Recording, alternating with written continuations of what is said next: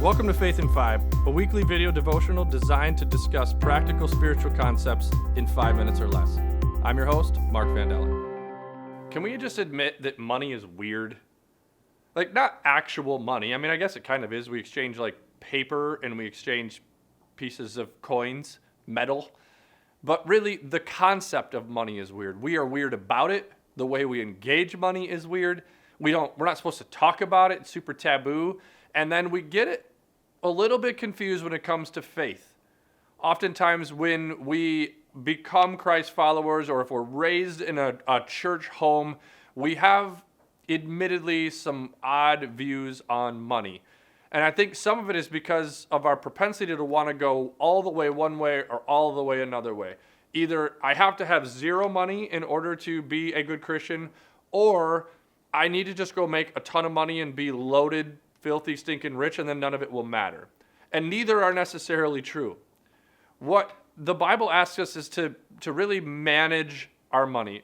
Most people, sometimes I joke with people, especially when I'm talking to couples about their budget and how they, like, their view on money. Most people think money is evil. The Bible says it, right? No, it's not actually true. The Bible says the love of money, not money itself. The love of money is the root of all evil. And the reason I bring that up is because money is a tool. It is a phenomenal thing for us to manage. And if we manage it, it does not manage us. That's the problem. Every time that the Bible talks about money, and I could go grab 30 verses right now out of my brain somewhere and throw them at you. Every single time the Bible talks about money, it talks about our posture towards money. God really wants to know where our heart is. And if our heart is in the right place, then we will manage money well. We will use money as a tool. But if our heart is in the wrong place, and money is the purpose, the lead, the first thing, then usually it does bad things to us, and it does damage in this world. We behave oddly, and we make bad choices.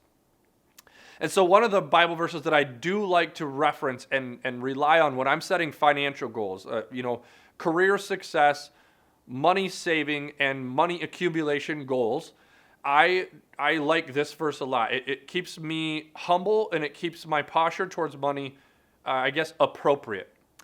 It's Proverbs 13:11. And this is another one that, like, when I write out my goals and I'm thinking through these different areas, it's a verse that's attached to this, and I remind myself often, wealth gained hastily will dwindle. Don't look for the easy ways. Don't try to come by it easily. That's not how it is meant to be done. It goes on to say, whoever gathers little by little will increase it. And so as I set goals around finance, as I set goals around my career, it helps me to maintain that humility, and that if I continue to take steps, if I continue to move things in the right direction, then I will develop the skills, I will continue to manage that posture towards money, and I won't hold tight to my money like it's something that I can't earn again. When we just fall into it, then we kind of gain money in a scarcity mentality. But if we plan little by little, if I know how 2020 fits after 2019, and I see how 2020 fits into a 3 to 5 year plan, then 2020 has proper posture towards my finances. And so this year, I know most people set goals around growth at work, promotions at work, the amount of money they want to make, the amount of money they want to save, and I would add spend. When the Bible talks about money, again, it talks about it being a tool, and it talks about our ability to manage it. So you are supposed to take it in and spend it. It's okay to spend it.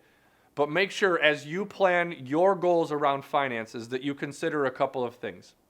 First, consider small incremental changes. A lot of different financial gurus, especially Christian financial gurus, talk about an 80-10-10 rule. So spend 80, make all 100%, obviously, spend 80, save 10, and give 10. Those are really good rules for managing your money. Making money a tool, rather than if you make 100 and spend 100, it changes our posture towards it. So consider the 80-10-10 rule in your budget and in your life. And then second, I would say, so that's kind of those little by little steps. The other thing I would encourage you to do is look for how much you're willing, again, 10% to give, but how readily you give of your time and your money. Those are two places that I always look. Do I have spend, save, and give? But then I really hone in on the give, because for me, that's one of the places that I kind of want to cut out and figure out, can I really spend 90 and just like save 10? Or, if I don't give that and I could save 20, how much further ahead would I be? So for me, it's 80-10-10, and then really check myself on the give, because the more generous I am, the more I give, typically the more I get back. It's not a perfect one-to-one exchange, but it keeps me healthy and humble in the way that I approach my finances going into this new year. And if you do so, you'll probably feel rich, because you'll be rich in the right things. Thanks for watching Faith in 5. If you like what you see, please like and share. If you're interested in making a donation to our ministry, please click the link below.